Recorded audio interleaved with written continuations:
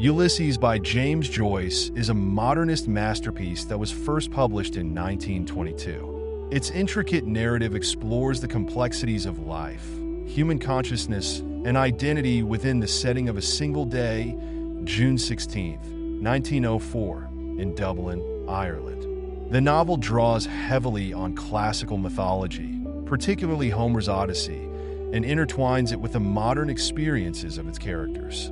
Through stream of consciousness narration, shifting perspectives, and a variety of literary techniques, Ulysses presents an unparalleled exploration of the human condition. The novel is divided into 18 episodes, each exploring the lives of the main characters, Leopold Bloom, Stephen Dedalus, and Molly Bloom, as they navigate their personal journeys, both literal and metaphorical. The narrative structure, filled with rich allusions and experimental prose, has made Ulysses one of the most influential yet challenging novels in the Western literary canon.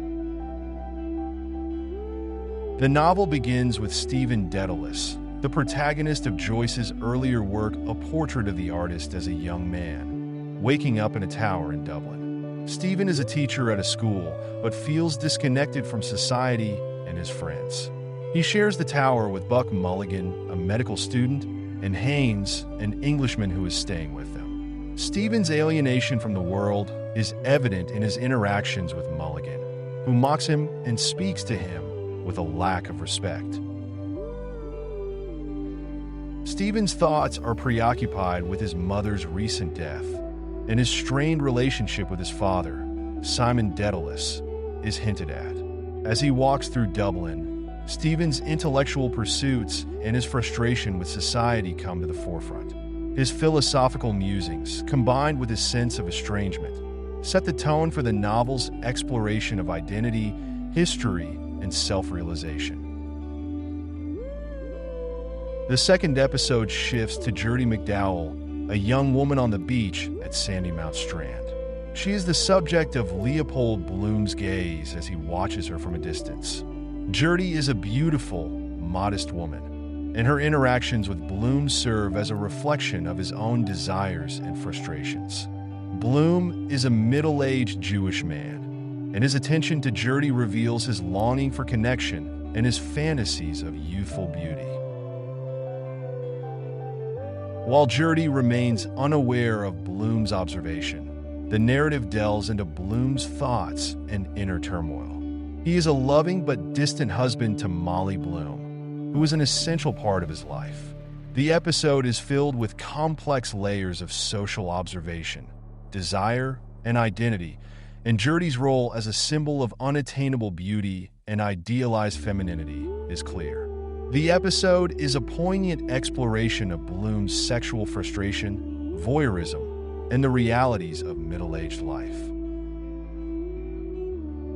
In this episode, Stephen Dedalus continues his walk through Dublin. As he reflects on the meaning of life and his own identity, the narrative shifts to a stream of consciousness style, showcasing his intellectual musings and frustrations. The episode's title, Proteus, refers to the shape-shifting Greek god, symbolizing Stephen's attempts to find meaning and understanding in a world that constantly changes. His thoughts wander through various concepts of identity, religion, and history, revealing his deep existential struggles.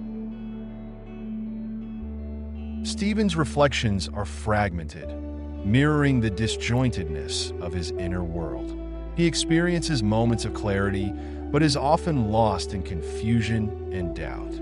As he walks, he contemplates his strained relationships with others, including Mulligan, Haynes, and his family. This episode marks a crucial point in Stephen's journey, as his intellectual pursuits clash with his sense of alienation and disillusionment. This episode introduces a significant intellectual discussion that takes place in the National Library of Ireland. Stephen Dedalus engages in a heated conversation with a group of Dublin's literary figures, including John Eglinton, a fellow intellectual. The topic of the discussion is Shakespeare's work and Stephen's arguments center on the idea that Shakespeare's plays reveal a deep sense of personal experience and emotional complexity.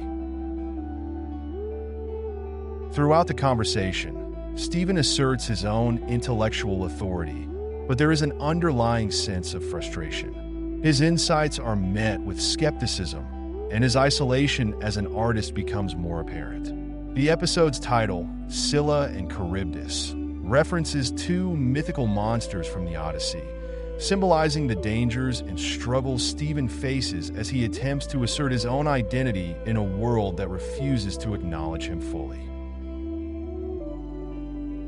Leopold Bloom, the novel's central character, is introduced more fully in this episode. He is a sensitive, introspective man, and the episode delves into his thoughts as he moves through Dublin. Bloom's day is filled with routine tasks, such as attending a funeral and running errands, but his thoughts often wander, reflecting his complex inner life.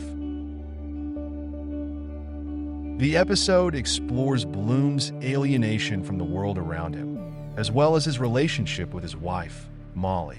Bloom's struggle to connect with others is juxtaposed against his desires, memories, and fantasies. The title Lotus Eaters refers to the mythical creatures in the Odyssey who live in a dreamlike state, and it mirrors Bloom's sense of disconnection and longing for a life that feels more meaningful and satisfying. The sixth episode of Ulysses takes place during a funeral procession through Dublin. Bloom, along with several other characters, attends the funeral of a man named Paddy Dignam. As they walk to the cemetery, the characters engage in conversations about death, life, and religion, while Bloom reflects on the loss of his son, Rudy, who died at a young age. The episode is deeply introspective, exploring Bloom's complex emotions surrounding death, grief, and the passage of time. As Bloom's thoughts wander, the narrative delves into his inner life, revealing his fears, regrets, and his inability to find closure. The funeral procession, a somber event, is contrasted with the colorful and vibrant life of Dublin, symbolizing the tension between life and death, the real and the imagined. In this episode, the narrative shifts to a more fragmented, chaotic style, mirroring the disarray of the political and social world of Dublin. Leopold Bloom is now deeply involved in the political discourse of the day, as he visits a newspaper office and interacts with several figures in the city's press. The episode's title, Aeolus, references the god of the winds, symbolizing the chaos and instability of the political landscape. As Bloom navigates the political discourse, his thoughts remain rooted in his personal life and emotions. The narrative becomes increasingly experimental, employing techniques such as newspaper-style headlines and fragmented dialogue to highlight the confusion and disorder that permeates Bloom's world. Bloom's internal conflict, his desire to connect with others, and his yearning for meaning become more apparent as the episode progresses. In this episode, Bloom continues his journey through Dublin, making his way through various locations in the city.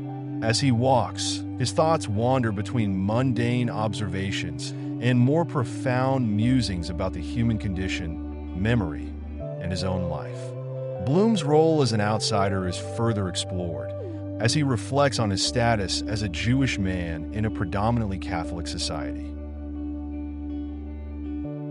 Throughout the episode, Bloom's feelings of alienation intensify. His relationship with his wife, Molly, is shown to be distant and complicated, and he is increasingly aware of the social divides that separate him from others. The title, The Lestrygonians, refers to another group of monsters in the Odyssey, symbolizing the dangers and obstacles Bloom faces in his quest for self-understanding. This episode is set in a restaurant where Bloom, Stephen, and other characters interact. The conversation turns to discussions about literature, language, and identity, Stephen's thoughts become more introspective, and he reflects on the struggles and obstacles he faces in his artistic journey. The episode's central theme is the clash between the intellectual pursuits of Stephen and the more grounded, practical concerns of Bloom. As the two men exchange ideas, their respective worlds, Stephen's artistic, intellectual sphere and Bloom's more everyday concerns, are explored, with both characters revealing their vulnerabilities and desires. The episode is a moment of intellectual and emotional confrontation between the two men.